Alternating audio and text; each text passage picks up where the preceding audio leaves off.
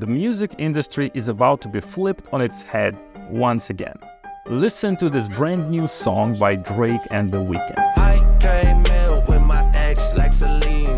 It's pretty dope, right? Except, as you probably already guessed it, it's not a real one. It's generated by artificial intelligence, and it was originally published on TikTok by an anonymous ghostwriter 977 account, and it quickly went viral with millions of plays.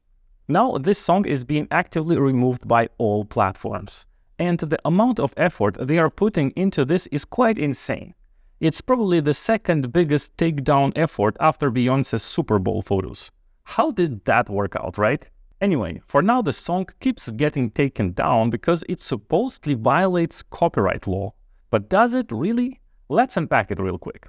So we don't know to what extent AI has been used in this song, but the technology behind voice cloning is already indistinguishable from reality. The idea is the following. You record your own voice and then process it through an AI trained on someone else's voice, and that's it. Your voice is replaced by the new voice. As simple as that.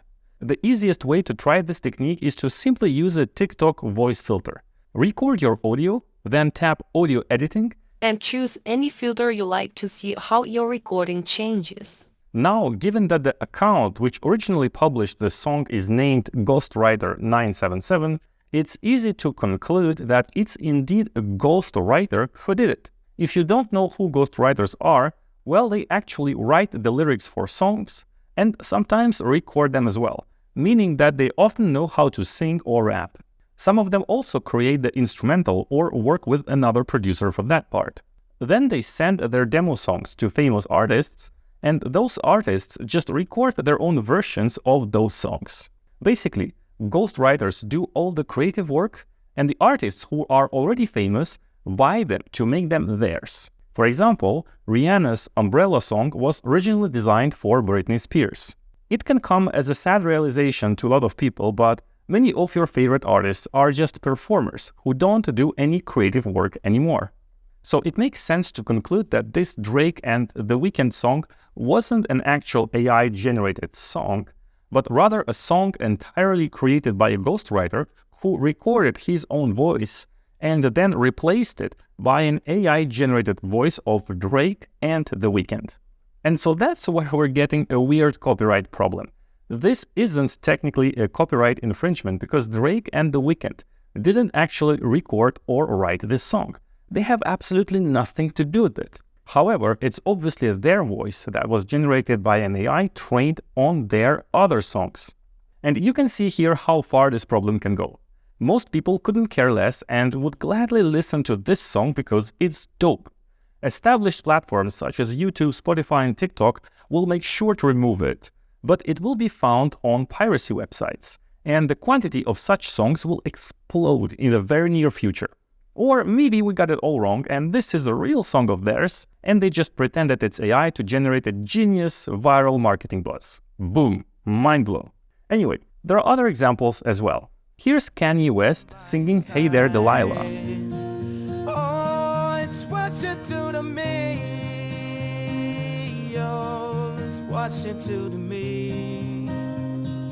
Oh, and you can't tell that he didn't actually record it.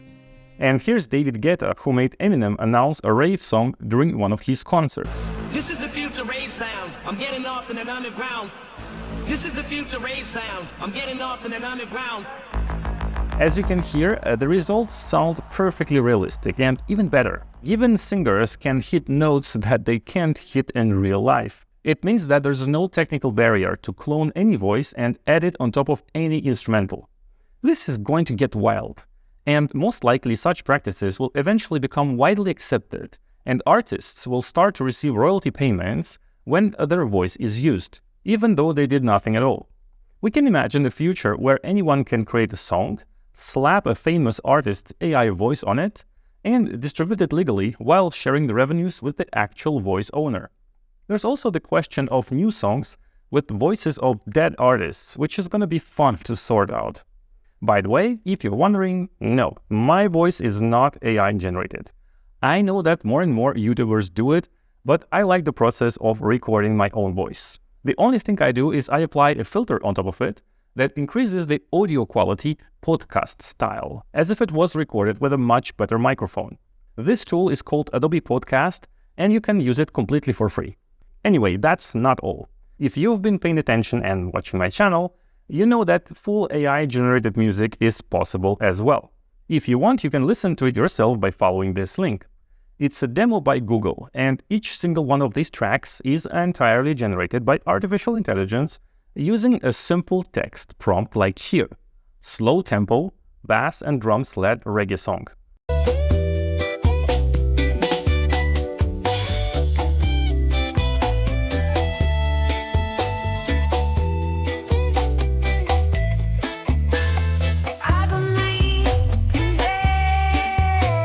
The voice you heard was AI attempting to generate both lyrics and voice, and the result is quite funny. You definitely hear vocals, but the language is not English. In fact, it's not a language at all. It's just AI's interpretation of what the vocals sound like. It's quite obvious that generative AI is capable of creating entire songs with the instrumental and the voice, and it's just a question of time until the voice actually sings lyrics that make sense. Now, with all this voice generation, there's one profession that's already been decimated, and these are voice actors. They're often used to narrate animated videos or dub movies in other languages. But there's already technology that can dub an actor with his or her real voice in any language and change the movement of the lips to actually fit that language. So not only can they be automated with AI, the end result is also much better. There are now movements in this field to try to raise awareness about the issue, but the truth is, unlike image or music AI, voice AI is definitely unstoppable. Today, the main problem with AI models is that a lot of them are trained illegally. For example, Midjourney, the best image generation AI, is trained using copyrighted images, while Adobe Firefly is using Adobe stock images, and they're looking for a way to pay creators whose work has been used in the dataset. But training voices is much easier, simply because companies can find and pay enough voice actors willing to give their voices for data training purposes, which will make the datasets perfectly legal, and the systems will be able to generate an infinite variety of artificial voices. And then these voices can be used to narrate absolutely anything you want. So maybe you do want Beyoncé's actual voice to narrate Nala in The Lion King. You have to take your place as king. But ultimately, most people don't care whose voice is used where. And on the darker side of things, there are now reports of AI voice scams, up to fake kidnappings. Scammers almost convinced a mother that they held her daughter hostage by simulating her voice over the phone. We're entering some real fun times, and now it's more important than ever to trust absolutely nothing on the internet. Take every piece of content with a gigantic grain of salt and look for other ways to identify the authenticity of a video or an audio. With that being said, that fake Drake and The Weeknd track is fire, right? Yeah, you want more. Got these girls on my neck, got these girls on my check,